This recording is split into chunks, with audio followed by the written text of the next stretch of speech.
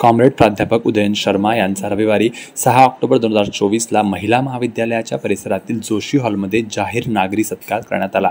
काँग्रेस उदयन शर्मा यांनी आपल्या आयुष्यातली 54 वर्ष शेतकरी, शेतमजूर, कर्मचारी यांच्या जीवनात बदल व्हावा म्हणून चळवळीसाठी दिली, ज्यामुळे अनेक कामगार वर्गातील, शेतकरी वर्गातील व्यक्तींच्या जीवनात मोठा बदल झाला। 1970 मध्ये ते केशरबाई लाहोटी महाविद्यालयामध्ये हिंदी भाषा व साहित्य विषयाचे प्राध्यापक म्हणून रुजू झाले होते। 2003ला ते सेवानिवृत्त झाले आणि आता ते अमरावती सोडून आपल्या मुलीकडे कायमचे दिल्लीला वास्तव्याला जात आहे। त्यांच्याबद्दलचा कृतज्ञताभाव व्यक्त करण्यासाठी शेकडो अमरावतीकरांच्या आणि कॉम्रेड उदयन शर्मा यांच्यावर प्रेम करणाऱ्या सर्व संघटनांच्या वतीनं, कॉम्रेड उदयन शर्मा यांच्या विद्यार्थ्यांच्या वतीनं त्यांचा जाहीर नागरी सत्कार मोठ्या थाटात पार पडला।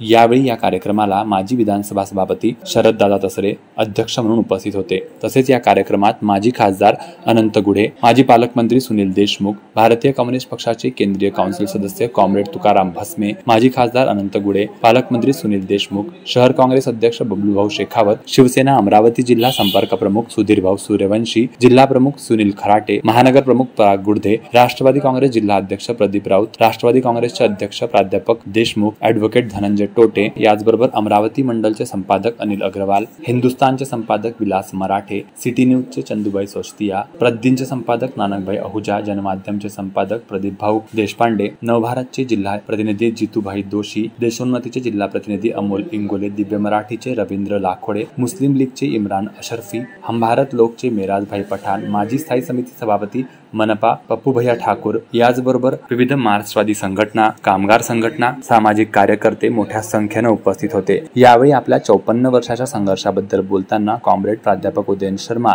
यांनी आपल्या भावना मंडल न्यूज सोबत व्यक्त केल्या।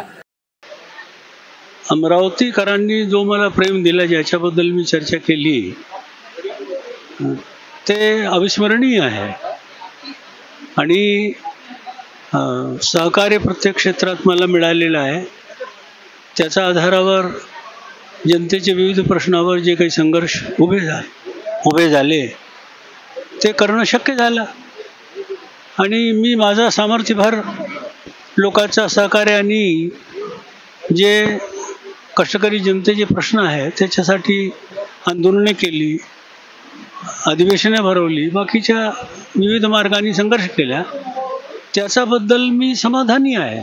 तुमच्या ह्या 56 वर्ष झाले, जवळपास 56 ते 60 वर्षाचा तुमचं 54 वर्ष 54 मतलब इनके मैं इसके मतलब टोटल इनकी जो इथे 54 वर्ष 54 वर्ष तुमचे इथे पूर्ण संघर्षमय गेले। ह्या 54 वर्षांच्या काळात तुमच्या आयुष्यातला सर्वात महत्त्वाचा प्रसंग कुठला असेल, एखादा सांगू शकता फक्त एक असा जर असेल? सुमारे 1974 मध्ये निवडणुका सुरू होत्या म्युनिसिपॅलिटीच्या, आमचेही काही उमेदवार उभे होते, तर त्याच्यासाठी आम्ही कॅम्प सारखा केला होता, तिथे बसलो होतो।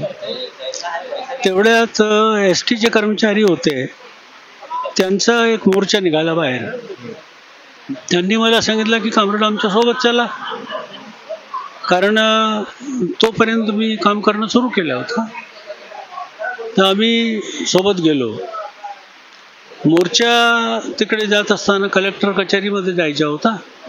SP ऑफिस आणि कलेक्टर कचेरी एकच होता, कमिशनर त्यावेळेस नव्हता। तर त्यांनी पूर्ण कडा केला होता, आतमध्ये जाऊ द्यायचा नाही। मोर्चा समोर निघाला, तिथे मला वाटतं रिजनल ऑफिस होता याच्या ST वगैरेचा, तिकडे जाऊन जे काही भेटायचा, निवेदन द्यायचा, मीटिंग करायची, जे काही होतं ते करून आम्ही परत आलो। परत येता आम्ही तिथे मौका पाहून या SPच्या ऑफिसच्या मागच्या गेटमधून आतमध्ये मोर्चा प्रविष्ट। सुधीर कुमार SP होते। सुधीर कुमार अत्यंत कडक मनुष्य या प्रकारचा, तर त्यांना थोडासा याच्यामध्ये डिवसल्यासारखा वाटला की आम्हाला चकवून या पद्धतीने मोर्चा एकदम आतमध्ये घुसवला। तर ते जरा थोडेसे आक्रमक झाले आणि त्यांचे बाकीचे सगळे त्यांनी कडा केला एक प्रकारचा आणि त्याच्यामध्ये तणाव निर्माण झाला। अर्धा मोर्चा आतमध्ये आणि अर्धा मोर्चा बाहेर, अशी प्रकारची परिस्थिती होती. त्यांच्या पूर्ण बंदोबस्त. तर एका सब इन्स्पेक्टरनी एक म्हातारा ड्रायव्हर होता, त्याचे पायावर लाठी मारली, तो रक्तबंबाळ झाला. बघ सगळे लोक एकदम बिघडले आणि तणाव इतका वाढला की ते गोळीबार करण्याची परिस्थिती निर्माण झाली. तर तणाव इतका जास्त होता की मुन्शी माझ्यासोबत होता, के टी मुन्शी. तर मुन्शी असा खाली बसला, समजा एकदम खाली पडले. तो तणाव सहन नाही होत ना माणसाला, ही परिस्थिती निर्माण झाली. नंतर मग ते थोडासा बोलल्याने बाकीच्या याच्यामध्ये तो क्षण टळला. असे काही प्रसंग आलेले आहेत. ह्या चळवळीला तुम्ही आता पुढे कसं बघता? म्हणजे आता तुम्ही पूर्ण आयुष्य ह्या चळवळीसाठी दिलं, इथून पुढे या चळवळीचं स्वरूप कसं असेल, काय सांगू? चळवळीच्या स्वरूपामध्ये तर बदल होत आहे, पुढे बदल होणार आहे परिस्थितीनुसार. पहिले आम्ही मागणी करायची, मोर्चा बिर्चा काढायचा, परमिशन वगैरे काही घ्यायची नाही. जर जेलभरो आंदोलनात परमिशन घ्यायची नाही आणि कलम तोडला या नात्याने ते आपल्याला अरेस्ट करायची, जेलमध्ये न्यायची. आता तो रिवाज खतम झालेला आहे. ते जेलमध्ये नेत नाही. त्यांना माहीत आहे की जेलमध्ये नेला तर यांना ठेवावं लागेल आणि पुन्हा ते मजिस्ट्रेट समोर घेऊन जाण्यासाठी बंदोबस्त लावणं, पुन्हा घेऊन येणं, हे सगळं आम्हाला करावं लागतं. त्याच्यासाठी माणसं कमी पडतात. तर त्याच्यामुळे त्यांना धोरण बदललेलं आहे. असा याच्यामध्ये थोडा बदल होत आहे.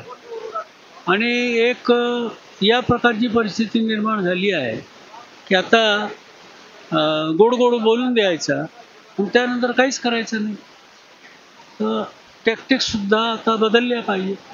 अमरावतीमध्ये झाला, कारण जवळजवळ 55 वर्षानंतर ते अमरावती सोडून दिल्लीच्या जवळ जाणार आहेत त्यांच्या मुलीकडे. आज वेगवेगळ्या सगळ्या राजकीय प्रवाहातले नेते आलेले होते.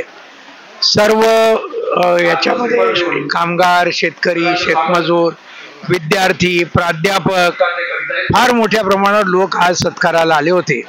आणि त्यातून उदयन शर्मा यांचं जे विदर्भामध्ये, अमरावती जिल्ह्यामध्ये जे स्थान आहे ते आज स्पष्ट झालं.